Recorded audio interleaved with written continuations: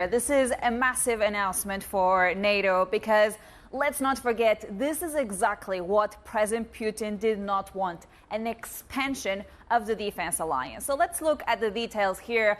So if you look at this map, the country in light blue, Sweden, is poised to become the 32nd member of the defense alliance. Stockholm had applied alongside with Finland to become a member of NATO back in May 2022, so shortly after the full-scale invasion of Ukraine had begun. Having said that, Finland managed to join NATO last year in April, but Sweden had to wait almost 2 years. A NATO official confirmed to me that if all the paperwork goes through, we could see that official membership starting on Friday at a ceremony in Brussels. The key question here is, why has it taken so long for Sweden to get the final hurdle through that approval from Hungary? Let's not forget, it was not just Hungary. There were two holdouts, Turkey and Hungary. Turkey, essentially, they wanted to see more action from Sweden when it came to the Kurdistan Workers' Party, which Ankara has said has raised concerns about terrorism.